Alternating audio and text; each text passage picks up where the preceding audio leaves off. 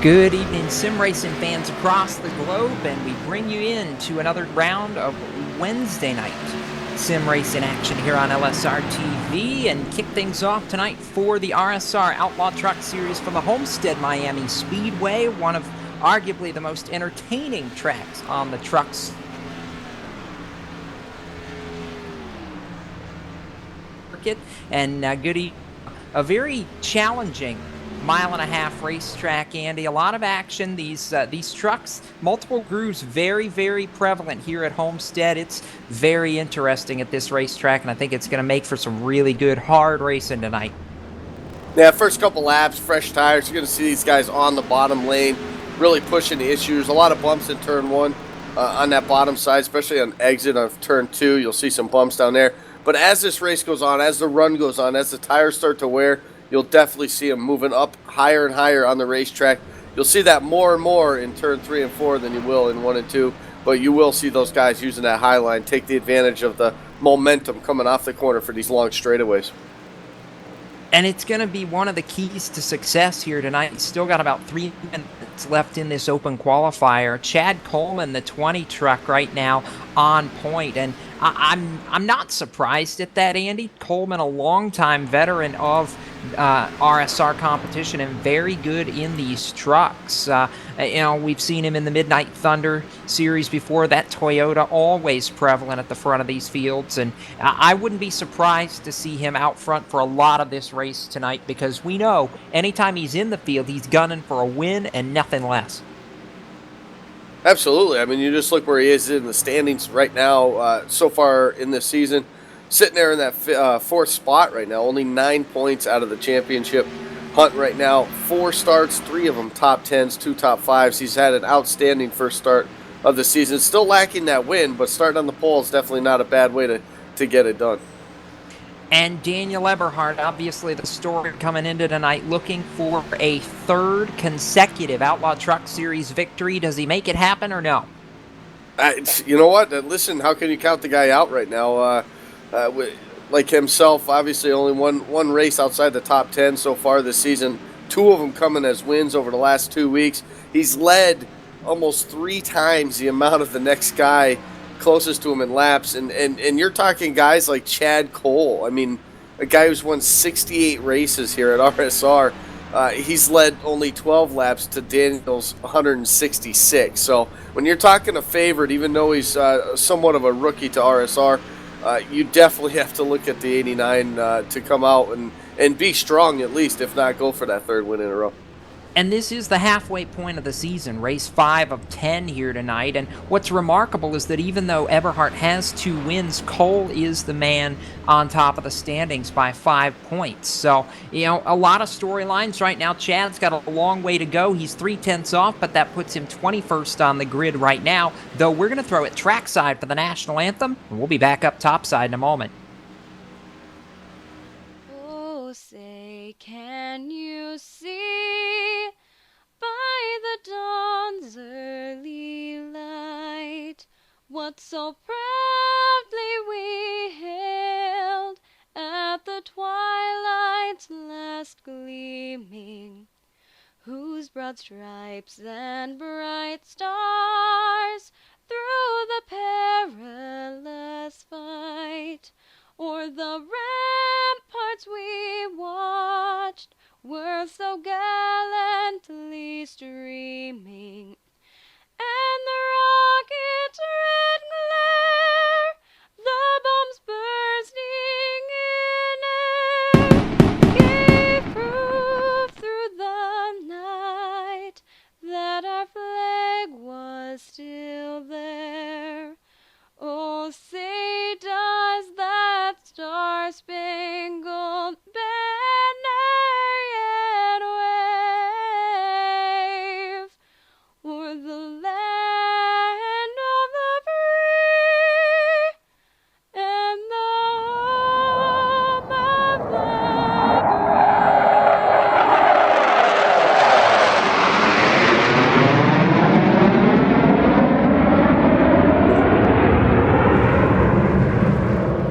Checkered flag out on qualifying as we bring you back into the Inside Sim Racing broadcast tower and get set for round 5 tonight at Homestead Miami Speedway for the RSR Outlaw Truck Series presented by Hippie's Paint Shop. The just under 200 miles, Andy, just a tick below, and it's going to be very interesting to watch the storylines play out. We get ready to take a look at tonight's starting grid, and I mentioned that Chad Coleman is going to be the man that everybody's chasing. They're chasing him to the green flag. He starts on the pole tonight with a time of 31.946 seconds, but to his outside, as we look down our LSRTV starting grid, the number 1, the raging rookie, Alex Bergeron, rolls off P2. Yeah, that second row right now is consumed by a couple of veterans here at RSR, and the inside is going to be the 9 of Anthony DeBarro, and to his outside, that Cup champion just a couple months ago, Dwayne Vincent, sitting there in the 11. Starting 5th tonight, the 21, Matt Lacrosse. Daniel Eberhardt trying to go 3 straight rolls tonight from P6. Starting 7th tonight, Corbin Hemstreet trying to rebound from a rough first half of the truck season. Outside to him in position number 8 is going to be the 4 of CJ LeVere. 9th tonight going to be the 66, Brian Harvey. 10th, the 31, Austin Yarbrough. And as the rest of the starting grid rolls across the bottom of your screen, we're going to see if we can't touch base with the guy who's going for 3 wins in a row tonight. Dial up Daniel Eberhardt on the radio and see if we can't talk with him before the green flag. Daniel Eberhardt, Jacob Seelman, Andy Kessler in the booth. You got a copy? Yes, I do. All right, man, you're going for 3 in a row tonight, and this is a very interesting track for these trucks. What's it going to take tonight to be successful here at Homestead? I think you're going to have to be really smooth on the wheel and expect the truck to jump out of the corners really loose. I think you're going to have to expect that and be able to chase the truck, and I think it's going to be a wheel man who wins the race tonight. I think there's a lot of people that would put you in that category. What are you looking for tonight as far as the feel of the truck over the course of these runs? Are you needing some long green flag runs to feel this piece out? I hope so. I hope we get long green flag runs. The truck, I really do think it's going to get looser. And back at Texas, it got loose on me, and I found a way to find a new line to get grip. So hopefully that's how it handles tonight, and we'll try to get maximum points here. You're starting from P6. We'll wish you the best of luck and check in with you later on. Thank you. All right, Andy, he's quietly confident, which I do like going into this tonight. What do you think of his chances? Remember we talked to him last week at Iowa, and we said, hey, what do you think about the? Oh, I hate this place. This is not, and then what happens at the end of the race? He's battling these guys so hard for that win and comes out on top. So, I think the confidence has been there all season long for him. It pretty much showed up, I think, when he won the season opener in the RSR Blizzard Series in the Xfinity car. So, I think the confidence is there for him. Obviously, the 2 wins back-to-back have definitely helped that. And you know what? Listen, like I said, if you look at laps led and top finishes and wins, I mean, I would say he's very quietly dominated this series so far this season. Well, we want to welcome all of you watching tonight on LSR TV as we work off turn 4. The pace car heads for the safety of pit road, and the American Ethanol green flag flies for the first time tonight. We are underway here at Homestead Miami Speedway for the South Florida 200. Chad Coleman takes the jump down into turn number 1. 4 truck length advantage over Alex Bergeron. The battle immediately going to be on from second on back, and it's a drag race now as Anthony DeBarro looks to the inside off turn 2. Anthony DeBarro's taking advantage of the fresh tires on that bottom side right now as he goes into turn number 3. They're 3 wide behind him. It looks like Daniel Eberhardt there on the outside. He's got the 21 of Matt Lacrosse. Corbin Hemstreet's involved in that also. A pretty good battle still raging on right now. They're still 3 wide as they head back into turn number 1. Eberhardt on the outside, Matt Lacrosse on the inside. Who gives up? I would say Lacrosse is going to be the first one to give a lane at the middle of the racetrack. You got Austin Yarborough in the 31 trying to make a move. The outside momentum, though, is going to prevail and propel the 89 of Daniel Eberhardt forward. Going to leave Corbin Hemstreet to battle for that 6th position now with Matt Lacrosse. It's 2 by 2 for 6th and 8th. Bring Justin Michael into that battle off turn 4. Yeah, it looked like Lacrosse actually got loose there off of turn number 4. He's going to break his momentum down the straightaway here as they look to almost go 3 wide again. Now put Corbin Hemstreet in that middle. Lacrosse, though, he's going to hang out on that top side and not pull up next to these guys. So Hemstreet now to the outside. He's got Austin Yarborough, another rookie to the series, on the inside of him now as Corbin Hemstreet finally clears him heading into turn number 3. Matt Lacrosse still fading back ever so slightly here off turn number 4 as Corbin Hemstreet now gets loose off 4. Side by side ahead of them, position number 2, the 9 of Anthony DeBarro to the inside of the 1 of Alex Bergeron. They're playing a little crisscross right now. Bergeron tried to make the slide job work. He couldn't hold the momentum up, and now DeBarro back on the inside off turn number 2, trying to make the position work. It is not going to work, though, with the momentum for Bergeron in that yellow and blue number 1 Nesquik machine. He holds on to position number 2. Going to leave DeBarro to deal with the A&W machine, Dwayne Vincent. That's going to be a battle for 3rd. That is going to be a battle for 3rd, but don't look behind them. Right behind them is Daniel Eberhardt. Once he made that pass around Corbin Hemstreet and Matt Lacrosse there when they were battling 3 wide, he literally propelled himself away from those guys by quite a distance. Caution, though, out on the speedway. It's a wreck behind him. Looks like the 45 of Mike Montesi involved in that one right there at turn number 1. Ooh, big crunch. Chad Cole is actually where that started, the 8, but the 09, John Ehlers gets a piece of it. The 4 of CJ LeVere also involved. Multiple trucks getting a piece of that and bringing the caution on lap number 5 of 125 as the replay goes up on the screen. Now, I'm not sure if Chad Cole got up into him or if he came down on him, but just a product of running out of racing room and both 2 guys fighting for that same piece of the racetrack, that same entry into the corner, the same line. So just a little bit of contact, but what a heavy lick right there to the wall. I didn't catch the number. He was doing flips on me there. So, but that was a tough break right there. But Chad Cole, a little bit of right front damage for his machine. Should be able to get that fixed up, though, and head back out on track.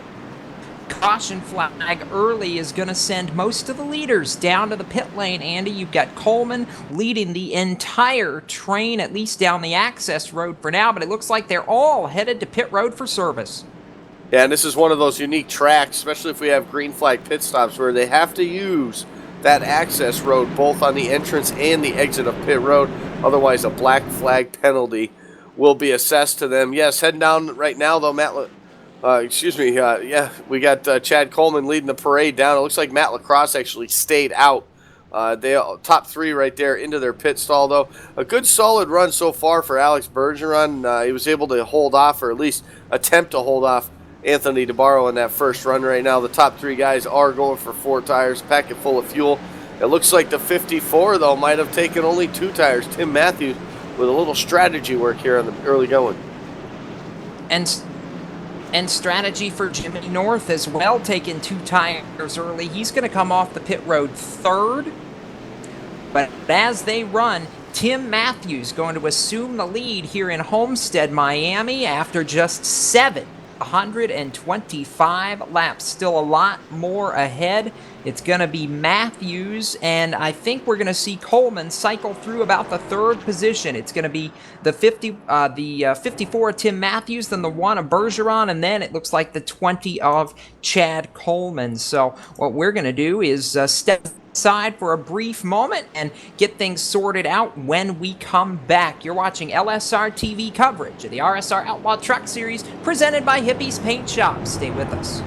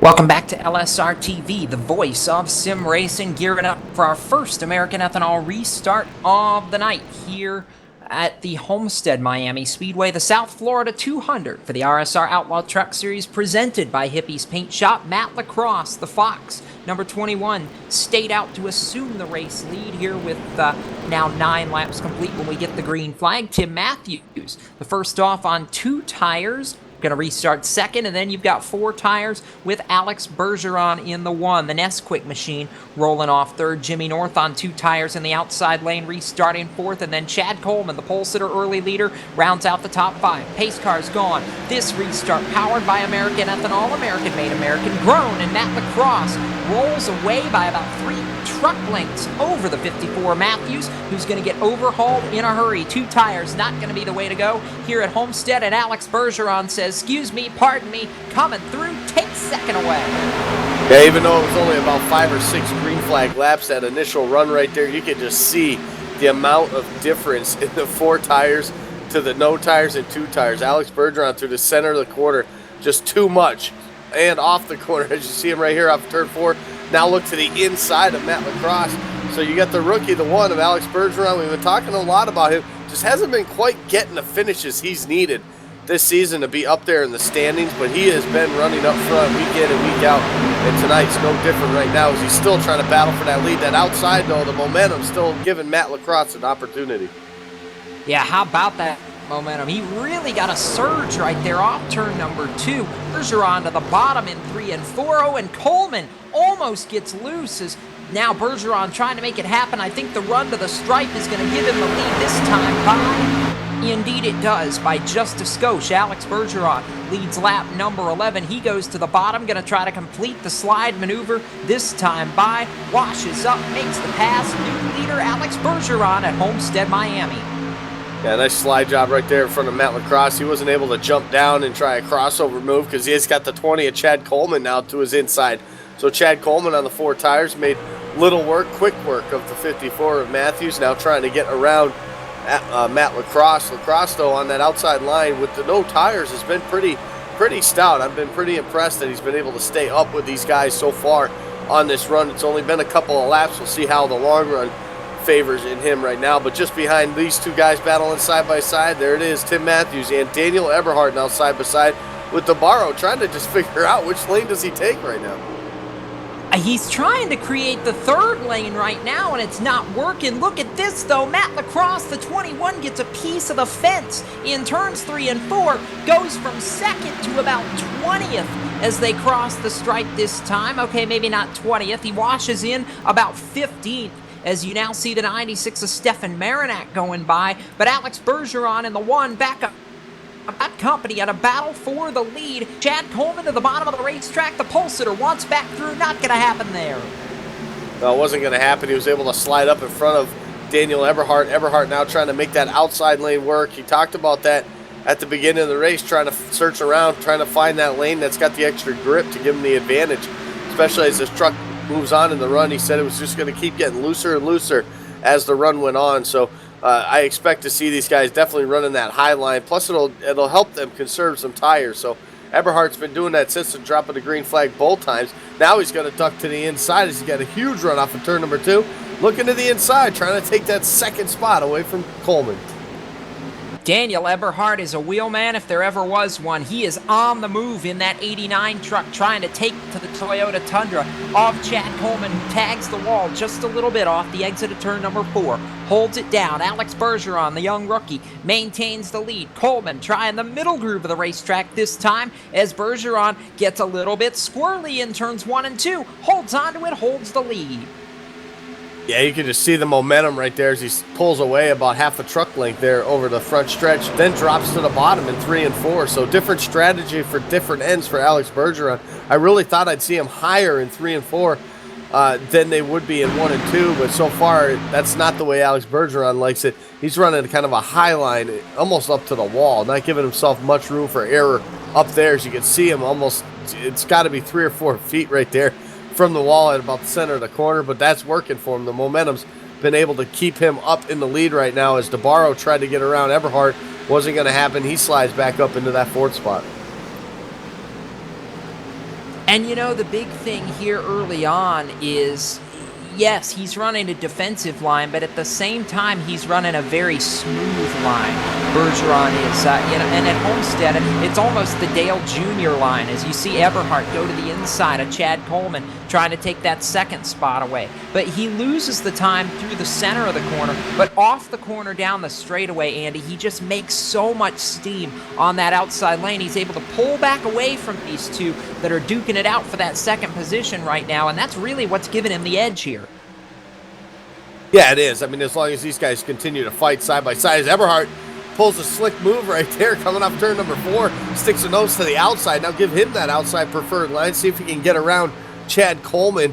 This time, Coleman going to drop way down to the white line. That's typically not recommended in the trucks. I know they get real loose, and there it is. The 20 gets real loose right there off of turn number 2. That's going to drop in that third spot. Here comes DeBarro and Matthews now. They're going to try to get around him in turn 3. Hello, Daniel Eberhardt. Welcome to the top 2. And he wants more. That Chevrolet buried in the middle groove of the racetrack closes to within Bergeron off turn 4. Out for the lead at lap number 20. He's right there all over the rear deck lid of the number 1. That Nesquik entry has got company, and he is right on the razor's edge in 1 and 2 to keep it from going into the wall. Yeah, I think both of them are on the racer's edge right there. Daniel Eberhardt looks like he was starting to get a little squirrely there as he dives it way deep into turn number 3 right there. Going to force the issue. The problem is he's going to get real tight and push up the racetrack like we saw right there. That's going to give Bergeron now the battle right back to him as they hit the finish line, and Bergeron's going to hang on to that lead. Eberhardt has to fall in behind.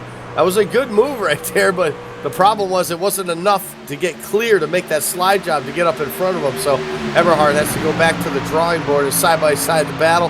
Why this is going on is continuing behind him. Coleman able to get around DeBarro and fend him off at least for another lap as those guys still continue to battle. The 31 of Austin Yarborough has caught his way up into that mix also there, trying to get into the top 5.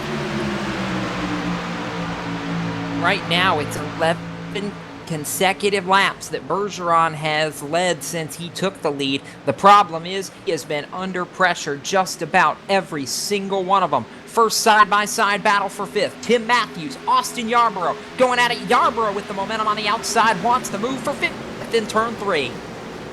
Yeah, and so far he's been one of our big movers of the race here, starting in that 11th spot up to 5th now. So a good job by the rookie, Austin Yarborough. We didn't see him last week, I don't believe, and then now this week making another appearance. So good to see him back up there and up to the front now to the 5th spot as Matthews doing a good job. I want to throw that out there as far as the 2 tires. Him and Jimmy North. Jimmy North still sitting there in that 9th spot right now. So both of those guys, even with 2 tires, still able to maintain themselves in the top 10. Well, the guy that I want to give a shout out to started basically at the back of the field, took a provision, or barely made a qualifying attempt to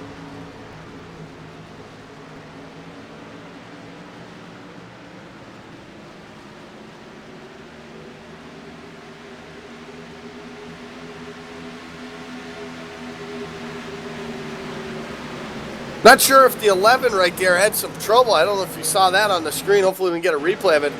Dwayne Vincent got into the wall off of turn number 2. Not sure if he had a little bit of help right there, but that a big mistake right there for the 11. Something we don't typically see right there, but kind of a wad of trucks right now in this mix right here. Jimmy North in the A spot. Him and the 33 of Aaron Bennett are kind of leading this right now as we get the replay up to you right now.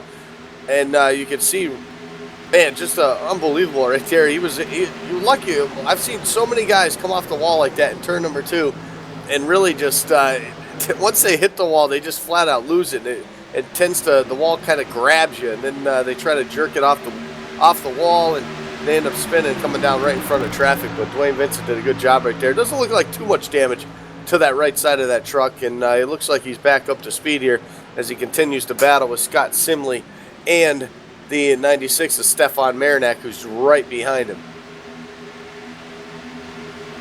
But back up to that battle for the lead is the 89 of Daniel Eberhardt. pulls out in front of Alex Bergeron, the 20 of Coleman right there. Oh, he's going to slide right up in front of him. That's a slide job if I've ever seen one right there. Now he uses the 20 as a pick, as Alex Bergeron was not able to drop back down and try a crossover move. So Eberhardt, it was clean, but I'm not sure the one was too happy with that move right there.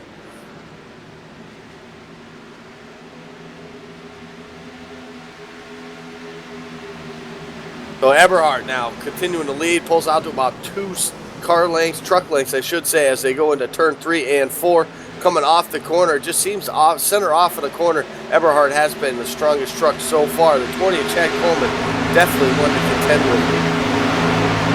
Definitely one to contend with here also, if he can get around the one of Alex Bergeron, who's really doing a great job here tonight. Sitting up front, leading some laps right now, but battles, first side-by-side battle, I should say, is back there around the 5th spot right there. Austin Yarborough in the 31 truck just had the 24. Mike Kelly to his inside. Kelly wasn't able to hold on to that off of turn 2. Off turn 4, they're going to try to do it all over again. Is now the 33, we can see him battling up here. Aaron Bennett from 17th to 8th, and he's trying to get that 7th spot away from Tim Matthews. They enter 1. And as they continue to battle a little bit further back in the top 10, we go on board and we continue to keep an eye on the top 3. Daniel Eberhardt right now, Andy, the drive for 3 straight continues to be alive, and I don't know that we're surprised by this performance. If anything, I'm surprised at the fact that it took him this long to get there. Yeah, you're not kidding. I mean, coming into tonight, he's led 166 laps in the first 4 races of the season, so I'm not surprised to see him up front. Qualified 6th, decent spot for him there to qualify in, but yeah, I mean, look at it. 25 laps, 26 laps it took him to get up to the front, so not too bad. We'll have to give him some harassment about that a little bit later, but tell him he didn't do it quick enough. But I mean, Alex Bergeron's doing a great job, even though Eberhardt got around him. He's been able to stick there, but obviously a draft plays a little bit into effect here at Homestead with these long straightaways. But even to have the draft help you, got to be good in the corners, and Bergeron's able to stick with that 89 right now. Yeah, right now it's those two leading the train in South Florida. Daniel Eberhardt leads Alex Bergeron in the South Florida 200 here on LSRTV, and we've got more racing action ahead. We're going to take a quick break, though, and be back with more green flag racing in a moment. From Homestead Miami Speedway, you're watching LSRTV, the voice of sim racing.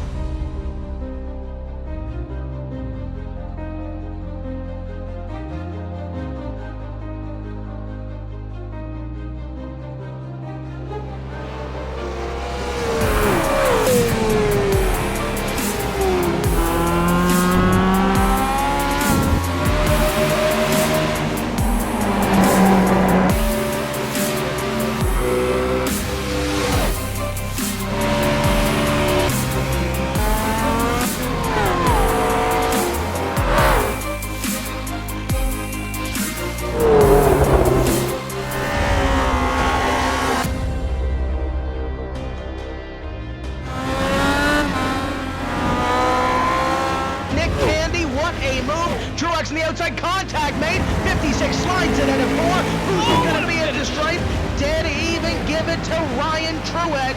Truex is your winner over Tandy.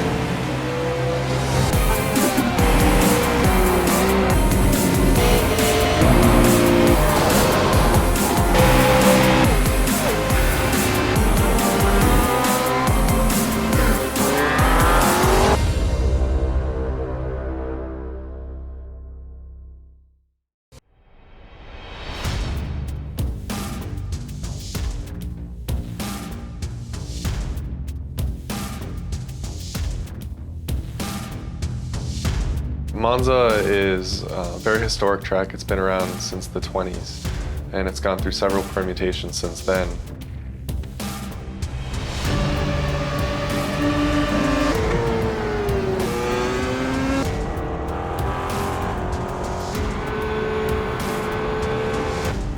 We're also bringing forward a number of configurations. So there's chicanes that they've installed since the track's early days. So they can use original, very high-speed configurations of the track where the cars would just blow through where the chicanes are today, or they could use a more modern version. So it's a pretty cool, compelling track.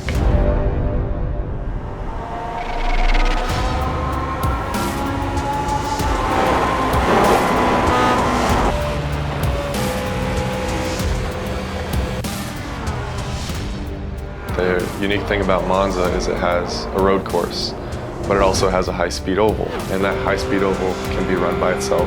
The Grand Prix course can be run by itself. And they also can be run together in a combined circuit, which is very unique and special in motorsports.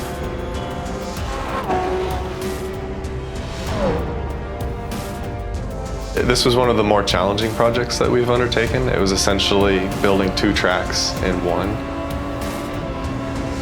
It took a lot of time and a lot of care was put into it, but we're really happy about the end result and we think that people have a lot of fun driving it.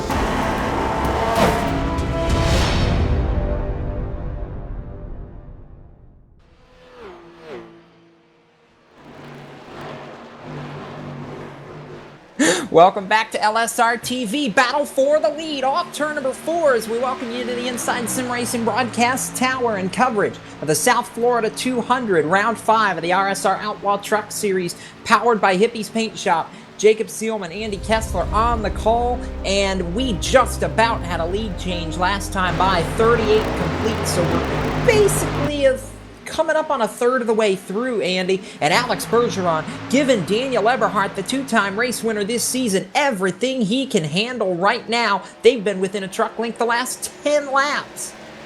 Yeah, they have, and they swapped the lead there a couple times also, so as we're on the rear bumper of Daniel Eberhardt looking back at the number 1 of Alex Bergeron, and you can just see him closing up on the entrance of the corner. He can kind of hang with him, and now he's going to look to the outside. He gets a little loose. That's not going to work.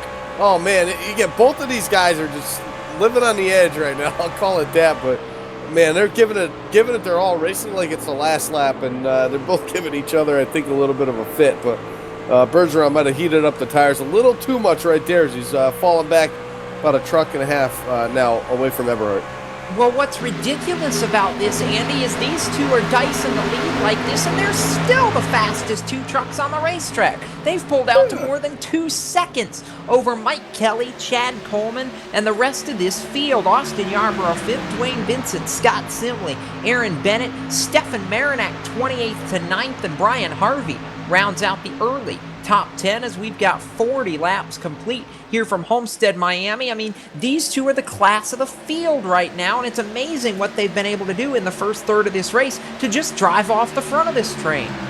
Yeah, you know what, I didn't even look at that till you mentioned it, and because it was only about a second and a half or so of about maybe 8-10 laps ago. So, but yeah, they're definitely, it's unbelievable how they've swapped the lead twice. They're all over each other. I mean, they're battling each other hard, but yet they continue to pull away from, no slouches by any means of any of these guys that are behind these guys. So I'm telling you, especially the 89, I think the one's also making his mark here at RSR, and I don't think it'd be too long we're going to see him in the Full Throttle Cup Series. Well, I said to a lot of people when this series and this season started, caution flag on the racetrack. I'll get back to what I said in a minute, but that's a second caution of the night here with 43 complete, and it's trouble for Chad Coleman, the pole sitter and early race leader, in a melee and major front-end damage to that machine. Looks like Corbin Hemstreet may have also either gotten a piece of it or had just come down pit road when all that happened. In fact, Corbin has been on pit road for a little while now. And I'm not so sure, Andy, that it was Coleman. I think he may have just ducked down pit road as this caution was coming out. We saw him coming to pit road and thought that was the issue, but he was coming down pit road just as this yellow came out. Yeah, I'm not sure what the yellow was for. I just saw on the leaderboard he dropped all the way down that quickly, and I just assumed, because that's usually what happens with so many wrecks is they get that happen to them. So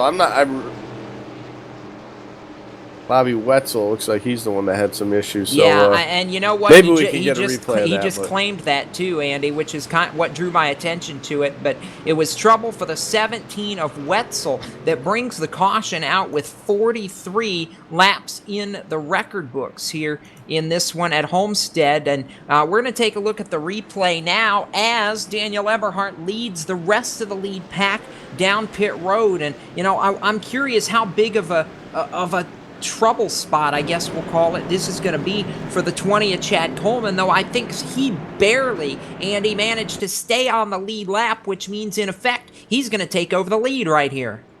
Yeah, but he might get the EOL because I think the caution came out before he came on pit road. So I'm not sure how that's all going to work out, but we watched the replay right there, the 17. It was just basically a self-spin off of turn number 2, got loose, spun a few times, hit nose first into the wall, and came to rest there in the middle of the backstretch, and then that's what brought out the caution. But off of pit road, look at that one truck. I think he might have beat him out there. Oh, Eberhardt beat him. Nah, Daniel got him by a bumper. So it's going to be unchanged at the front of the field. Caution flag out with 43, now 45 laps in the record books here at Homestead, Miami. It's Eberhardt, Bergeron, Mike Kelly, and now Dwayne Vincent up to that number 4 position. We'll reset it for you in a moment, and speeding penalty for the 89 of Daniel Eberhardt. Now that's tough to watch. Oh, that is not what we needed to see here. And that's heartbreaking right there. Oh, yeah, it is. Listen, he's got plenty of time to make it up, and the speed that he's had all night long and all season long, I would not be surprised to see him back up to the front in about 20 to 30, maybe 40 laps, but he's definitely got his work cut out for him now. We were just getting ready to touch base, honestly, as our in-race reporter. I'm not so sure that's going to be the best idea right now, because you got to imagine he's kicking himself right here, Andy. But I was right. Chad Coleman was able to stay on the lead lap with that cycle of pit stops, and as such assumes the race lead right here. How big a move is that for the pole sitter? That's huge. I don't know if he was maybe saw that caution was going to happen, or I'm not sure what was up there, but it definitely came out while he was on the access road. So I don't know if that helped him right there, but maybe, I don't know, maybe it was just really close. Either way, he's up there. He didn't get a black flag, so that worked out really perfect for Chad Coleman. So Eberhardt speeding on pit exit. Chad Coleman assumes the race lead, and we're going to toss it pit side for just a moment. Take a quick break, come back for the restart from Homestead Miami Speedway. You're watching Live Sim Racing TV.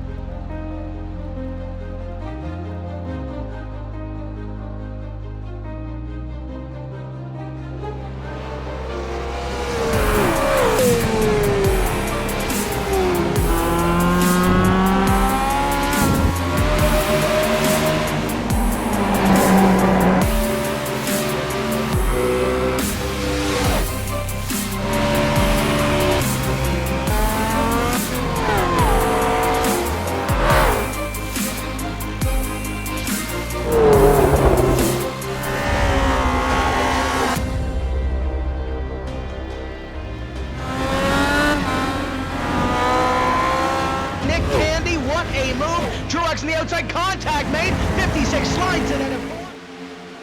Welcome back to LSRTV. We've been non-stop, so you did not miss the restart where Chad Coleman got away from the field for a moment, but he's got company now. Alex Bergeron not going away, and now look at Austin Yarborough as we welcome you back into the Inside Sim Racing broadcast tower. Yarborough going for that number 2 position on Alex Bergeron. It's been dicey, and we're trying to make it happen. He's going to the inside of Bergeron, trying to side draft him a little bit for second, Andy, and these two have been going at it. I think Yarborough may have a little bit more than what he's shown that first run because he's really making some dicey moves now. Yeah, I think he was mired back in traffic a little too much there to make anything happen, and now he's got the track position to be up front here. He can see the lead. He can see that clean air just ahead of the 20 of Chad Coleman, and now looking to the inside, going to try to clear the 1 of Bergeron here in turn 1 and 2. He does. Now it makes it a side-by-side battle for the lead, but now he's going to push up. He's going to lose some steam right there, make it 3 wide. Here comes Bergeron now back to that second spot. Austin Yarborough just flat out lost it right there. Nothing he could do coming up the racetrack like that. He had to stay off the 20, and he did. But he's going to lose a little bit of time, but now he's going to squeeze his way back to the outside now of Bergeron down the front straightaway. These two are not giving it up, and we've still got 71 laps. It's ridiculous. We're going to go split screen and roll back in the field. Daniel Eberhardt's on the move. He's already worked his way back up to the 15th position Eberhardt has, and now we see battles going on, from Eberhardt. Wow, we got this battle for the lead. Yarborough to the outside trying to make it happen. Now drops to the bottom to defend against the 1 of Bergeron. All this no more than a truck length behind your race leader, Chad Coleman, in that Midnight Thunder Toyota Tundra. He's out in front. The story of the race, though, again, that 89 truck making moves. He's to the inside of Jimmy North. That's a battle for the 14th position. In turn 1, advantage Eberhardt. Yeah, give that spot to Eberhardt. He did it on the bottom side right there. North now, they're going to get some momentum, get back to his bumper, but not going to really have anything as they enter turn number 1. Eberhardt now setting his sights on that 87 machine. That's Justin Michael just ahead of him. And just ahead of him is the 66 of Brian Harvey. So a couple more trucks for Eberhardt to try to get around. He's up to that 14th spot right now. Still trying to click them away one by one. He's got to be patient. This is where his patience has to really be tested right now. And not get too frustrated and not put himself in a position that'll take him out of this race. We know he's got the speed. He's still showing it here down the back straightaway now. Looking to the inside now on Justin Michael in the 3. Now up front, battle for the race lead. To the outside looks Austin Yarborough in the 31 truck. Cannot make it stick at all. Has to fall back about a truck length, and now going to be under attack again. Alex Bergeron just will not give this fight up in that Nesquik Chevrolet Silverado. He's to the inside for second, or rather, I guess the middle groove of the racetrack right now. What's working for that machine? Falls back in line, crosses about to the outside, can't make it stick. Behind him, Stefan Marinak from 28th on the move. He's cracked the top 5. He's going for 4th on Mike Kelly. Yeah, I was going to give a shout out to Mike Kelly coming all the way up to that 4th spot from starting 14th here tonight. Very quietly has made his way, but Stefan Marinak, he can't be ignored either, coming from the 28th spot. Now he's fallen back just a little bit now into the clutches of Aaron Bennett, who's right behind him, trying to get back into that top 5. Aaron Bennett doing a good job here on this run here too, as the battle for the lead though still shaping up right now. Yarborough back to the inside of Chad Coleman here into turn number 3. Pushes up the racetrack just a bit. He's trying to make that thing stick on the exit of turn number 4. He's got the advantage, but not by much. Here comes Coleman back. I'll go ahead and tell you, Andy, that is not where that started. That actually started long about turn 1 of the previous lap when Yarborough basically stuffed it to the inside and almost had Coleman in the wall off turn number 2. These two have been close quarters racing this entire evening, and now it's made it a 4-man fight for the lead. Bergeron in second, trying to make it happen. He's to the inside, Yarborough up top, and Bergeron's got help from Mike Kelly in the Exalta truck. They're side by side for second. Coleman still the advantage with 59 complete. Yeah, this has been a great race so far. I mean, just the fact that nobody's been able to really pull away, and the fact that these guys, even though they're up front and they were pulled away like that last stint, they were still battling so hard. And now these guys, Eberhardt's not in the picture currently right now, and he is up to the 12th spot, so he has gained a couple more spots in the last 5 laps or so. But even with the absence of him up in the front here, the race is still going hard right now. Bergeron's still on the inside right now. These guys they can't get away from each other right now. They're swapping back and forth on the positions, and the only thing I can think of is this burning the tires up, and here comes Kelly now to the bottom in turn number 1, trying to take advantage of these guys racing real hard, and he's going to get all the way up next to Austin Yarborough, but he's going to slip back now off turn number 2, loses the momentum down the back straightaway. And this is still a great 5-truck fight for the lead right now. And look at Mike Kelly go to the inside of the racetrack. He just can't quite make it stick, and Bergeron back on the outside. Meanwhile, Yarborough's about beating the back deck lid off the 20 of Chad Coleman. Here comes Kelly again for that runner-up position inside in turn number 2. Coleman to the outside holds the lead, but Mike Kelly has shown he's not going away quietly just yet. We're coming up on halfway. It'll be about one more lap before we get there, but I'm telling you, 5 trucks within 0.4 of a second. It doesn't get much better than this. No, and you're going to throw a couple more trucks into that mix too, with Dwayne Vincent now starting to loom in the picture just behind Chad these Cole. guys.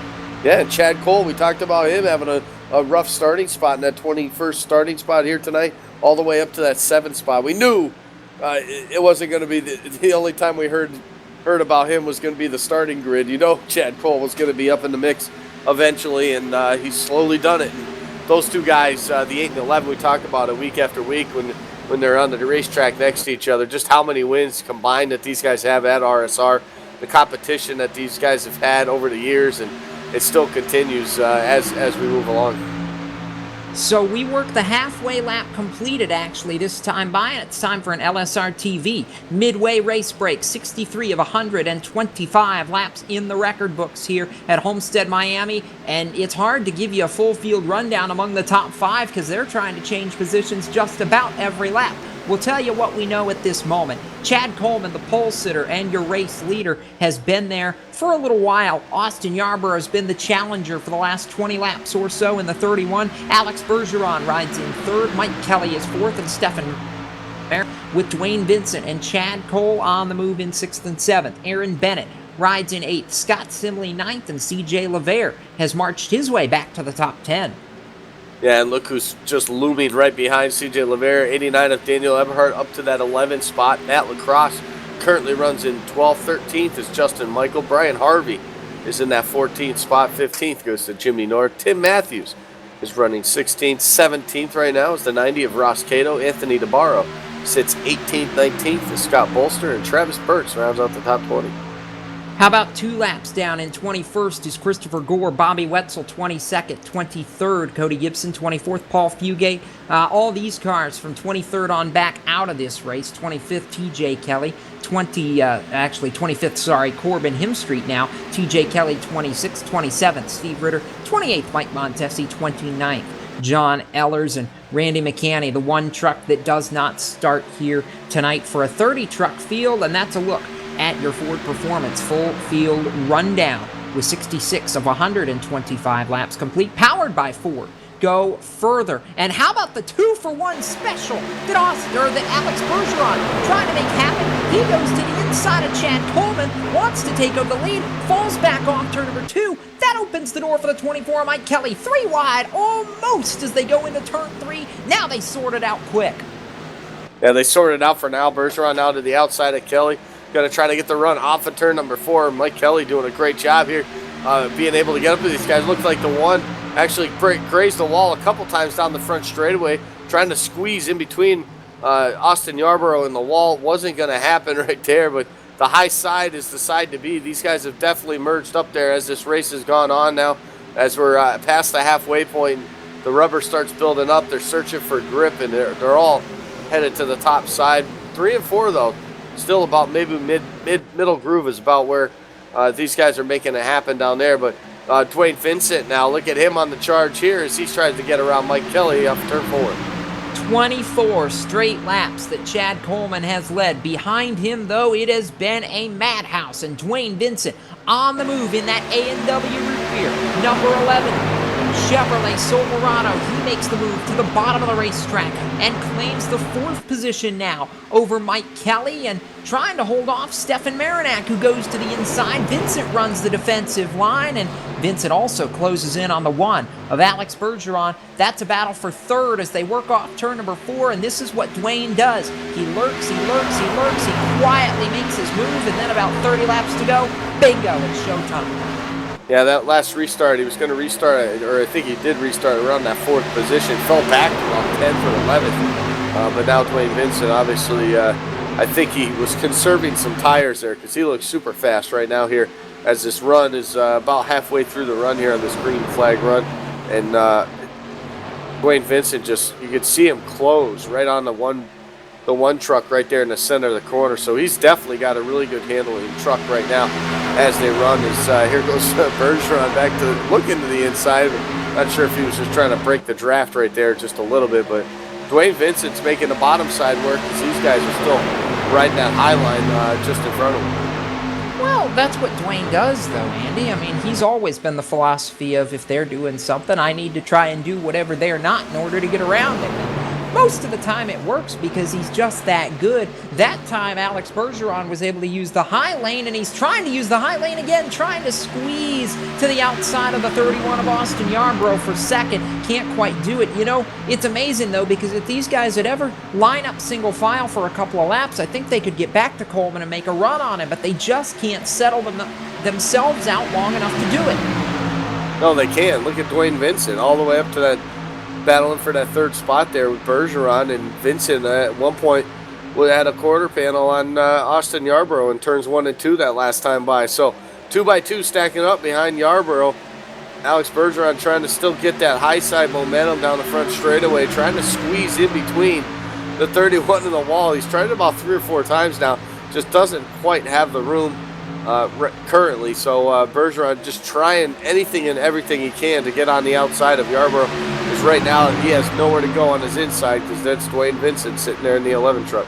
Yeah, the problem is if you're... Oh, how about that? The race leader, Chad Coleman, makes the dive to pit road here on lap number 73. Gonna give it up and hand the lead to Austin Yarborough. The question's gonna be, is that the move that sends everybody else to pit road along with them? 73 complete, Yarborough to the point, and Andy, the leader, the former leader, the pole sitter on pit road.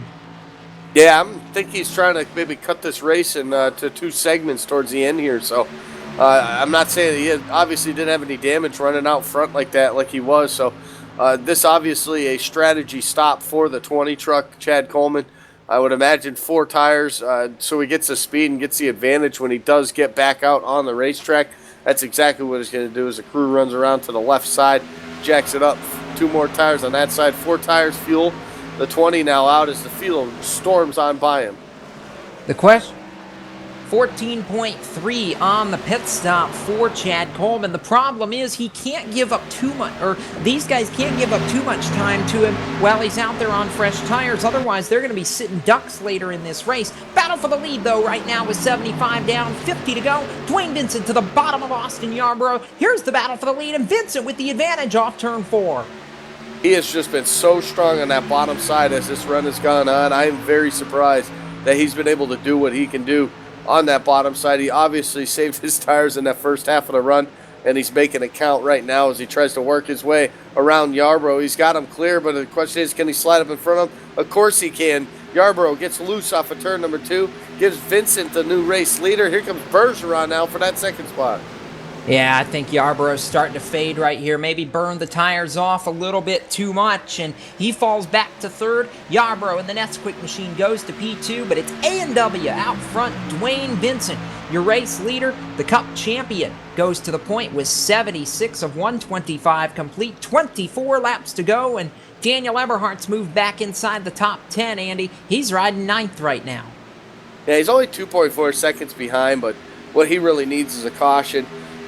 Get himself back up, grouped up with these guys at 2.4 seconds. That's quite a bit, especially on a long run like this as the tires have worn out. So he could be running some really stellar lap times, but if they're mirroring any of these top guys here, he's not making up any time. Well, and the other thing is right now a caution would pin Chad Coleman one lap down, which would be huge for the rest of this field. It would force him into a wave around position and potentially make this a whole lot tougher on Coleman to get back to the front. I think he's got a race-winning strategy right now if he can keep it going the way he's going and make this work. But it's Vincent out front by about 3 truck lengths, I'd say. Bergeron in second, Newman in third. Mike Kelly's 24 truck goes to position number 3. Then it's Austin Yarborough in fourth and Stefan Marinac rounding out the top 5. And since we're past halfway, we're going to go LSRTV non-stop and wait for the rest of the leaders to hit the Dwayne Vincent out in front at Homestead, Miami. And from South Florida, you're watching LSRTV, the voice of sim racing.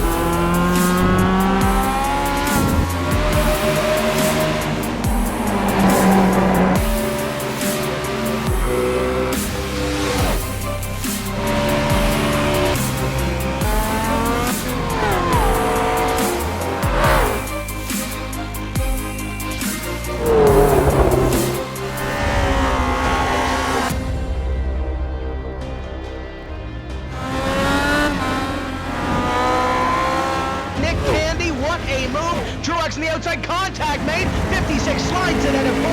Who's going to be at the stripe? Dead even, give it to Ryan Truex. Truex is your winner over Tandy.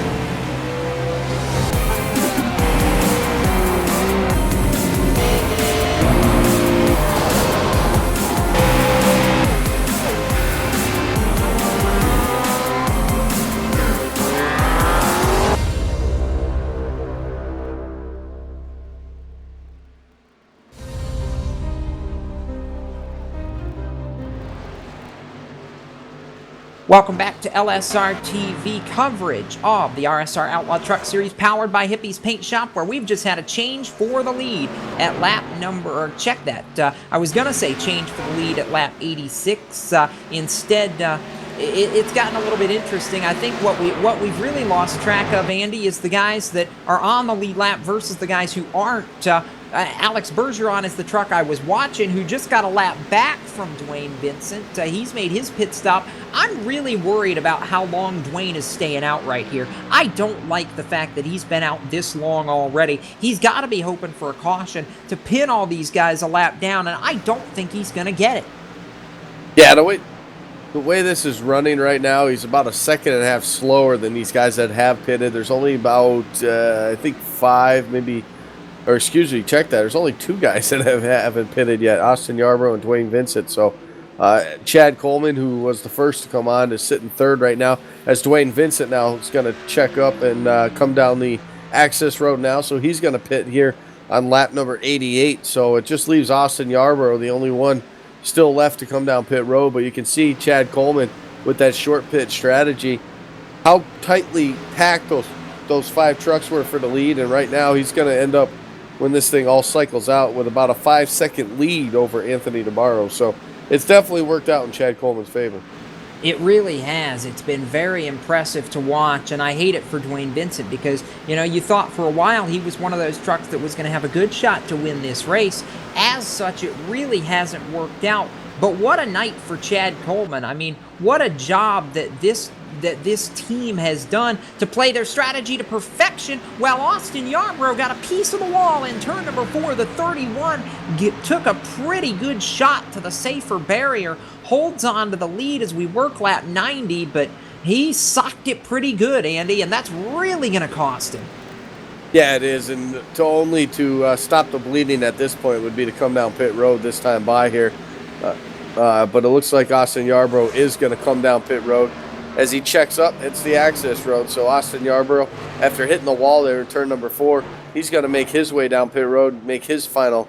Well, not final. I think he's still got to make. No, this is probably going to be his final pit stop. Yeah, this should be it. 35 to go. Yeah, so I would this should be it for all these guys. You can make it on fuel here, but some of these guys pitted with about just under 50 laps to go. I mean, Coleman pitted with 52 to go. I'm a little nervous, actually, whether the 20 can make it on fuel. No, I think when he came down, he was making this a two-stop race for himself with the fresh tires. You can see how much time he gained on everybody, and I think that you'll see him probably down here in another probably 15 laps or so, probably a little over, around lap 105 or so. You'll probably see him come down pit road again, and I really think that it's going to be a possibility that even though he made an extra stop, just the amount of speed that he's gaining on these other guys with those fresh tires, it might work out into his favor. But it's all going to shake up. But that 5-car battle we had for the lead is no more. No, it's not. Chad Coleman's run away and hid. It's 4.5 seconds over Alex Bergeron in the 1. Mike Kelly, Stefan Marinac, and Daniel Eberhardt has worked his way back up to 5th.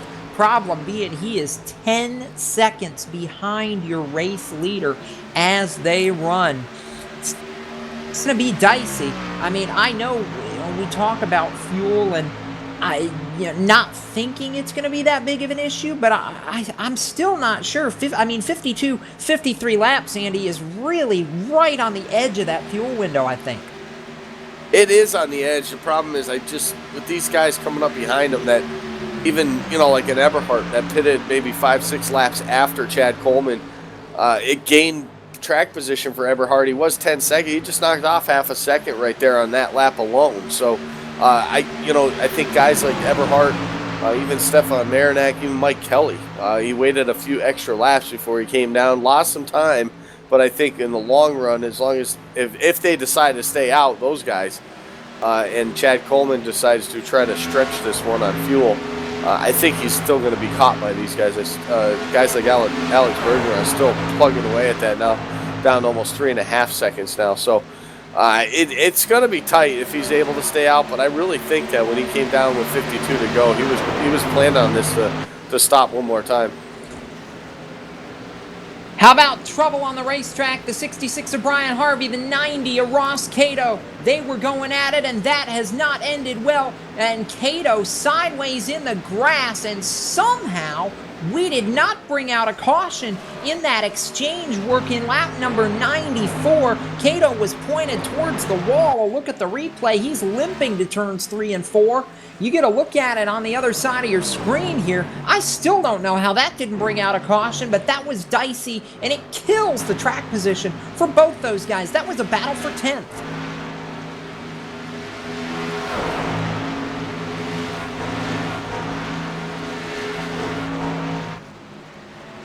Yeah, Ross Cato right there was one of those guys that was up there third in points, tied with Eberhard there for second with 5 back from the leader. And it was one of those guys battling for the championship, a guy that, coming into the season, we didn't even think was going to be up there. We didn't even think to mention his name about a championship hope. And right there for the 90, Ross Cato, that's definitely not what he needed. No, it's not. Meanwhile, 29 laps to go for Chad Coleman. The problem is his gap continues to shrink. It's 2.2 seconds to Alex Bergeron, and Mike Kelly another 1.6 behind him. The Nesquik machine is coming, but right now it's that Midnight Thunder Toyota Tundra out in front. We're going to go LSRTV nonstop and continue on the road to the checkered flag when we come back. You're watching live sim racing TV coverage of the RSR Outlaw Truck Series powered by Hippie's Paint Shop.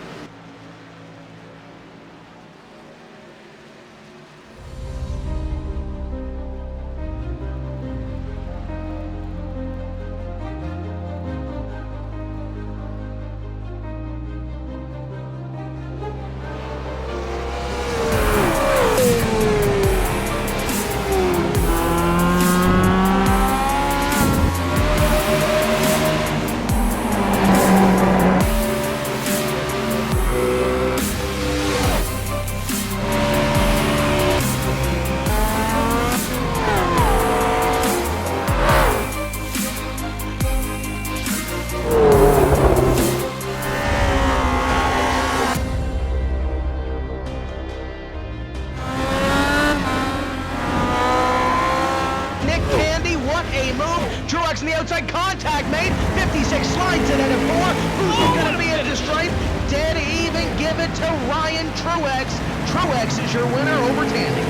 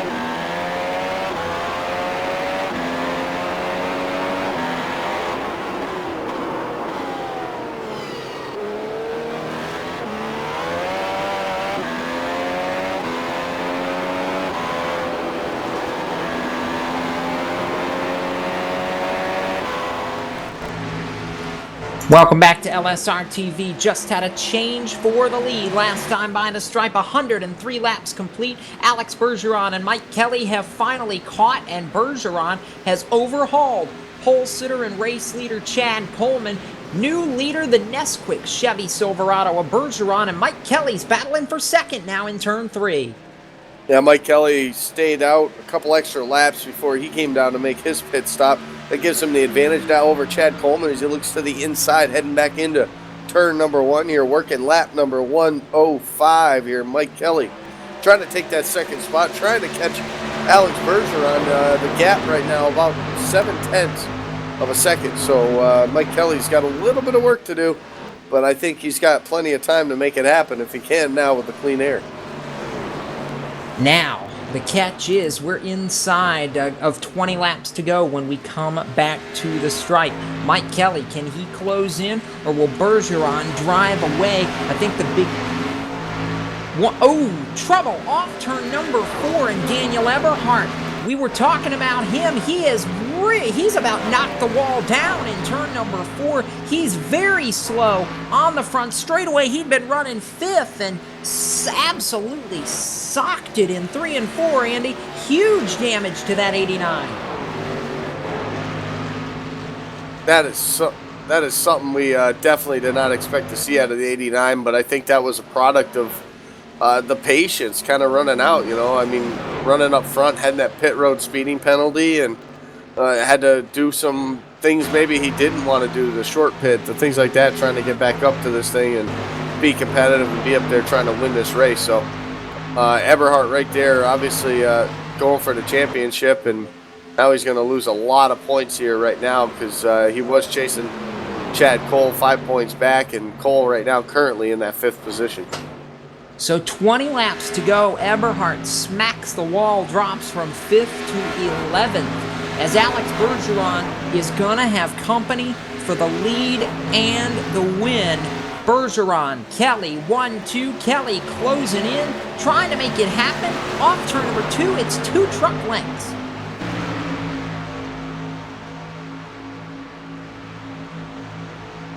Yeah, that's a great battle right now. Mike Kelly really all over the back bumper now. That probably staying out those few extra laps gave him the advantage now here in the late run here as he's caught Alex Bergeron half a truck length now as they head down the front straightaway, looking to take over the race lead. Looking into turn 1, he's going to look to the inside. Bergeron to the high side where he's been all night long. Can Mike Kelly make it stick there on the bottom, get the run off the corner? I think the momentum's going to carry Bergeron at least for one more lap. I'm not surprised at that, nor am I surprised at the fact that these two are going at it. They were both very strong in the first half of this race. They ran in the top 5, and now they battle for the lead as Kelly again peeks to the middle groove of the racetrack. Bergeron slams the door on him. 16 laps to go as these two continue to duke it out, and the catch now is going to be, if these two get to going, can Stefan Marinak close in and challenge for the lead and the win? Well, he has been closing in slowly but surely, lap after lap. Stefan Marinak, I believe he came down right at the same time, or if not right close to the same time as Mike Kelly. So those guys pretty much on the same strategy as far as tires wear and laps on their tires. So Mike Kelly right now just trying to figure out a way to get around Alex Bergeron, that holding that high line like he's doing, which in this race has been the preferred line. It's going to make it real tough for Kelly to get around him as we see him looking still on the bottom side there off turn number 2.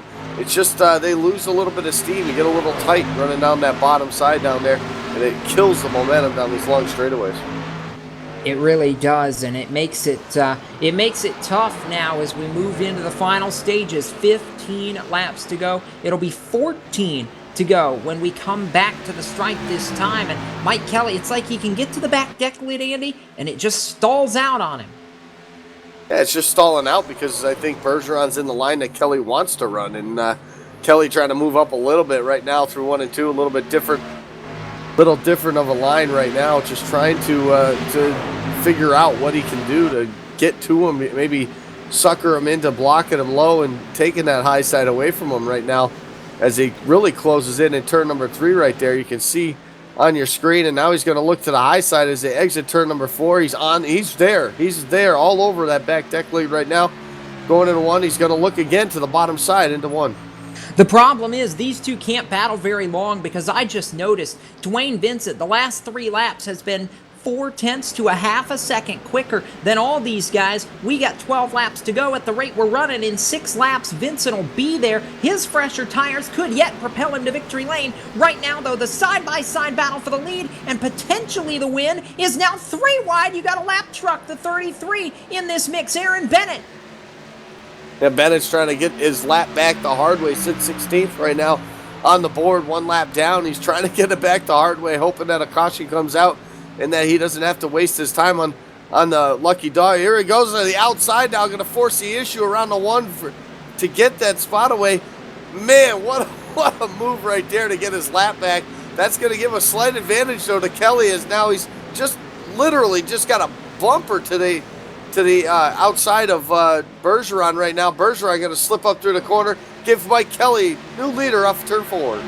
Yeah, 1:14 complete, 11 to go. The problem is Dwayne Vincent is a shark that smells blood in the water. The gap is 2 seconds flat right now between the 24 and the 11. At this pace, Vincent will be there inside of 5 laps to go. He can see these two as they work down the back straightaway now. 10 laps to go at the start-finish line, and I'm telling you, Dwayne Vincent does not want to be denied tonight. I didn't think that staying out as long as he did was going to be a strategy to win the race. Perhaps, though, it'll bring him to victory lane.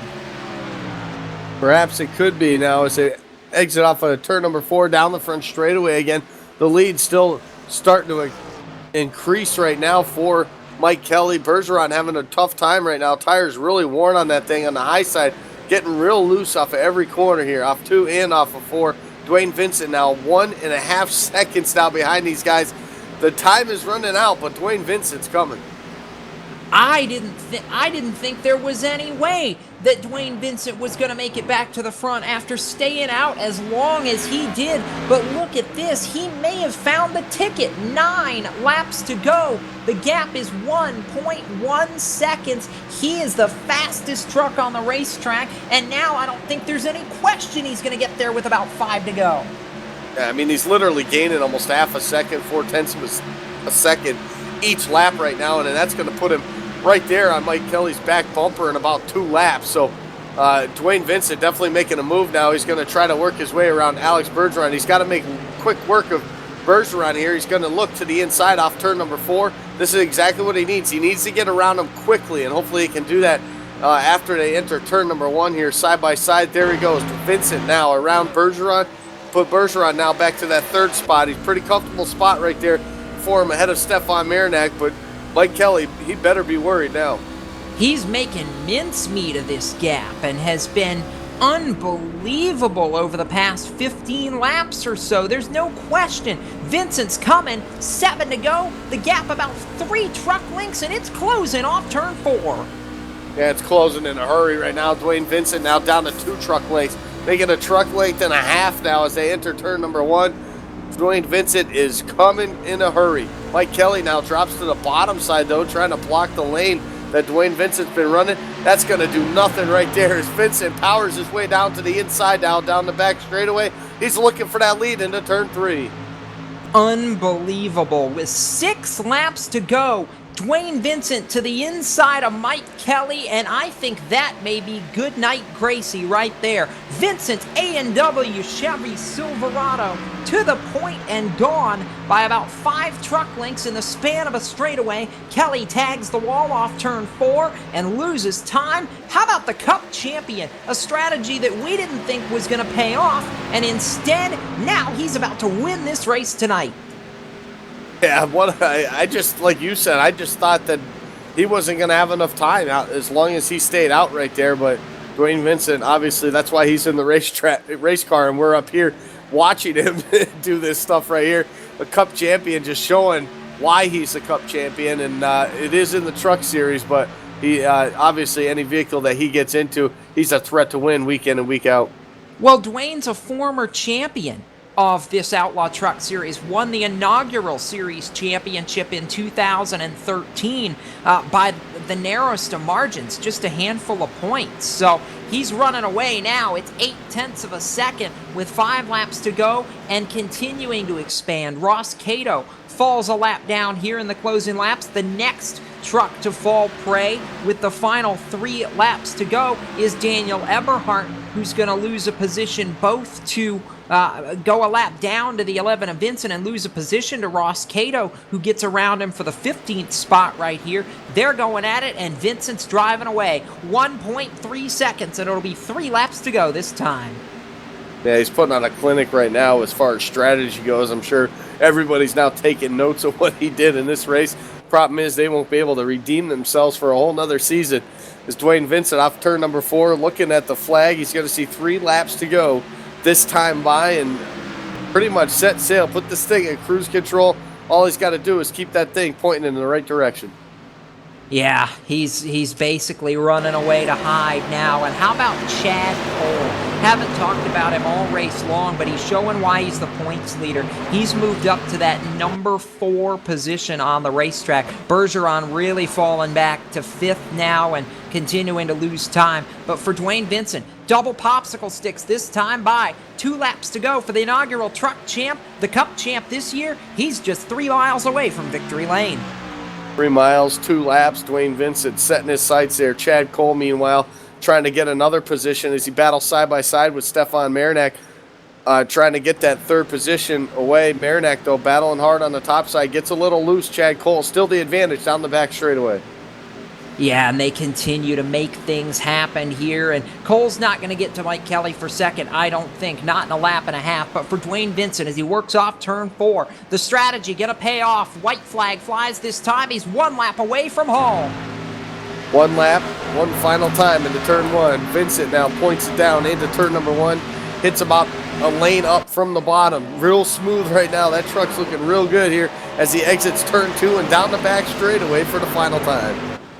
Vincent has been remarkable. He stayed out 13 laps longer than most of his adversaries in hopes that he could use fresh tires when they mattered most. He did exactly that. It's going to pay off with a trip to victory lane tonight. Dwayne Vincent comes off turn 4 and wins the South Florida 200 for the RSR Outlaw Truck Series at Homestead, Miami. Mike Kelly barely holds on for second over a hard-charging Chad Cole, Stefan Marinak, Matt Lacrosse, the top 5, as Alex Bergeron drops all the way to 6th at the final flag. How about the performance by this 11 truck?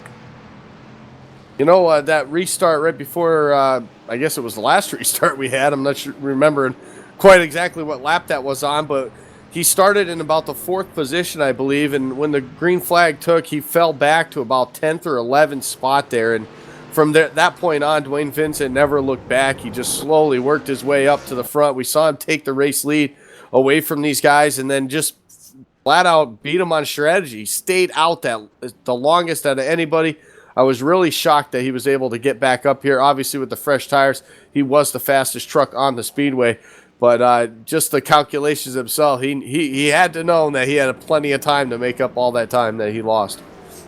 He makes it happen, and it pays with a trip to victory lane. The A&W Chevrolet Silverado is tonight in Homestead, Miami, and we'll hear from him here coming up shortly. Dwayne Vincent, your winner in South Florida, and you're watching LSRTV coverage of the RSR Outlaw Truck Series powered by Hippie's Paint Shop, the post-race show. After this here on LSRTV, the voice of sim racing.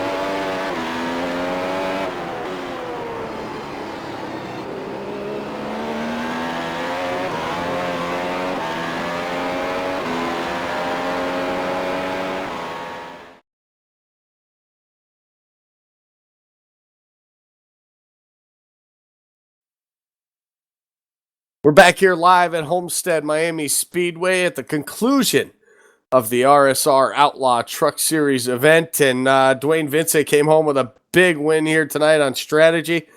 But before we get to talk to him, I'm going to send it down pit side. Jacob has caught up with Chad Cole.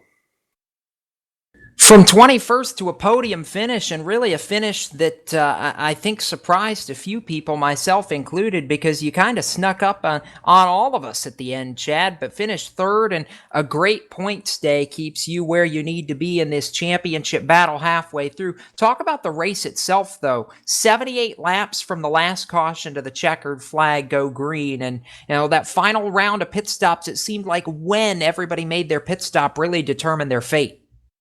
Yeah, you're right. I really didn't think that we'd be able to go that far. To begin with, I didn't even think I'd make the race. I was stuck at work kind of late. I came into the server struggling. I got that 21st qualifying effort. Kind of got into Steve Ritter there early on. I think like lap 5 or something. I need to apologize to him for that contact. I felt like we were both kind of going for the same piece of real estate. But yeah, just kind of spent the whole race kind of learning as I went. I found that I was under driving entry 1 and overdriving 3, so it's kind of had to find a good mixture there. And I just can't believe that the pit stop strategy kind of worked out. I thought that Coleman, he pitted probably 10 laps ahead of a lot of everyone else. I thought he'd be completely gone, but the tire wear model that iRacing has really surprised me there. It was really good, really fun racing with guys. It looked like it was a lot of fun. I mean, there were a lot of battles all night long, and, tonight becomes a really good night for you. You extend the championship to 11 over Coleman, and, I think everybody was surprised when Eberhardt had his troubles late after being so strong in the early portion. I mean, how's the competition been from your seat here in the early stages, the first half of this season? Because it's looked like a lot of fun.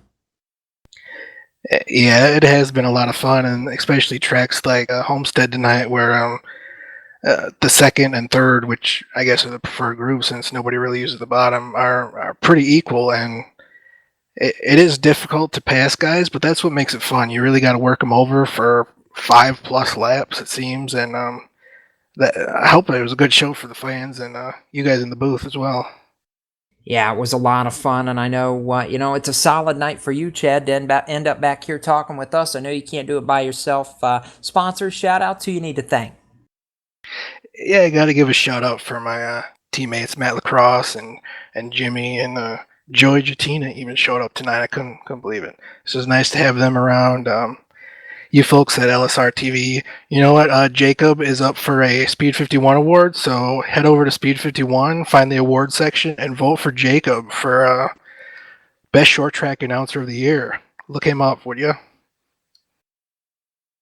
Chad Cole comes up third, and a solid podium effort tonight extends the championship lead. And I'm going to throw it up to the other end of pit road. Mike Kelly comes up a career best RSR second, and Andy Kessler is alongside the driver of the Exalta, number 24.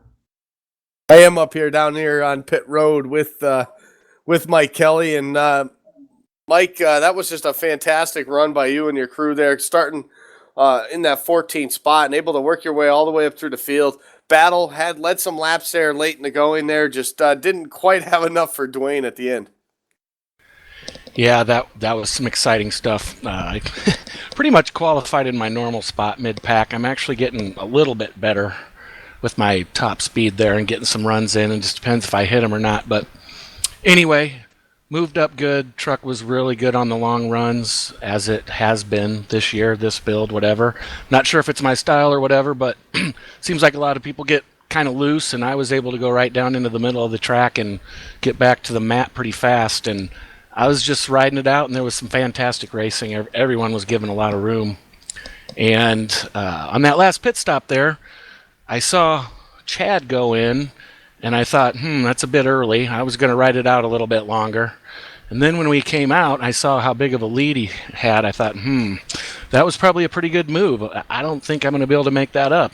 Then, of course, Dwayne was working his strategy, and I thought, wow, he's going to be way too far behind after that. He's never going to make it up. Well, then I started to make up my ground on those guys, and of course I forgot about Dwayne, and by the time I got up there and battled it out with Alex, and he did a great job. Everybody did a great job. It was a lot of fun. But about that time when I thought I was going to be able to take the lead, I saw Dwayne creeping up in my F3, and I knew that was going to be all she wrote. But it was a great race and had a lot of fun. Yeah, following up with short. Yeah, I was gonna say we thought that the same in the booth. We just flat out thought Dwayne stayed out way too long and just wasn't gonna have enough time. But obviously, like we said, that's why you guys are in the race cars and we're up here in the booth. But overall, obviously, a great finish for you. Second place, still creeping your way up the point standings. 27 points out now. You still got 5 races to go. It's still doable. It's definitely something. These top 2 finishes like this, maybe a couple wins for you here in the later stages of the season, might put you back up in there for that championship hunt. But overall tonight, obviously a great run in that second spot, and we know it's not only you. Sponsor shout outs. Who do you want to thank here for getting you here? Well, as you know, now that I've been fortunate enough to get up here on the podium a few times, I don't really have any help. My fictional sponsor, Exalta, they do a great job making the truck look good, and that's about it. But, you guys really do a great job. I love watching these races on the replay. And thank John and the crew again for a great series. The racing's just absolutely fantastic, and I'm creeping up on a win, hopefully. Well, you're only one spot away from it, so good luck next week, and hopefully we'll talk to you from Victory Lane soon. Thanks a lot. There you have it. Second place finisher here tonight, Mike Kelly. A big run for him, moves him up a couple spots in the standings, gets him back up in the competition for this championship with half the races to go. But Jacob, I think he's down now in Victory Lane with our big winner here tonight. Yeah, I've got to say, I was not a believer in this strategy with about 40 laps to go when Dwayne Vincent stayed out 13 extra laps and then finally came to pit road. I thought you had given up too much time, Dwayne, I'll admit, but you knew something we didn't up here in the broadcast booth, and 6 laps to go. Here you are charging forward and make it happen tonight on a late race pass, get back to Victory Lane in these trucks. You won the first championship in this series 2 years ago, and now you're back on top and closing in on the at least on a good performance. I know you're not in the points this go round, but it's got to feel good to get back in Victory Lane. Yeah, it feels great. I'm a little surprised, to be honest with you. I'd stayed out those extra 13 laps thinking that there was going to be a caution. And then when I did pit, I was like, oh, I screwed up and stayed out too long. And I guess the fall off is that big here. And when we started reeling them in, I was like, you got to be kidding me, man. But just started backing up the turns, dragging the brakes a little bit, and it worked out. It worked out for you. Talk about this race tonight, because 78 lap run to finish this goes all the way to the end. Green flag. You guys have a set of green flag pit stops. Did you expect it to go that long without a caution, or were you expecting a late race restart or two? I was expecting a late race restart. A lot of times you'll have these early cautions like that, and you have that long run right in the middle, and then towards the end with 10 to go or so, it starts getting a little crazy, and you start having these late restarts. But it was some really good racing, a lot of good side-by-side, people coming back under you when you passing them, and running the high line, running the low line. You can run anywhere you want in these trucks here, and it was just a lot of good racing. I enjoyed it. And I know none of it's possible by yourself, Dwayne. I know you've always got some thank yous to hand out. Who makes it happen for you and this team tonight? Want to say Radius Motorsports, Adam Benefield, and Yarbrough. He's a new member of the team, and all you guys at LSRTV and everybody at RSR.